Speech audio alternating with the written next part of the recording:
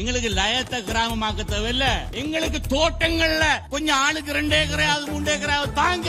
புரியுற மாதிரியே சொல்றேன் உங்களுக்கு. කුඩා තේවතු හිමියන් හැටියට ඔබව අපි පත් කරනවායි කියන එක ප්‍රකාශ කරන්න කැමතියි. பிராக்டிகலா அது எப்படி செய்ய முடியும் சொல்றாரு தானே, பாருங்களேன். நீங்க ஊருக்கு போயிட்டு வந்து பாருங்க சார், அப்படியே ஷாக் ஆயிடுவீங்க. சிறுதோட்ட உரிமையாளர்களாக மாற்றுவதுதான் என்பது உரிமையாளர்ங்கிறத நான் ஏத்துக்கிற மாட்டேன். அது அப்படி சொன்னா அது பொய்.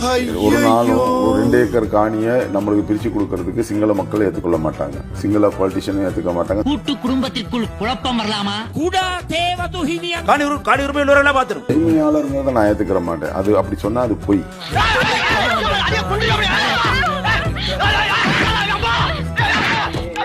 சரி, අපිට උදව් කරන්න කියන්නේ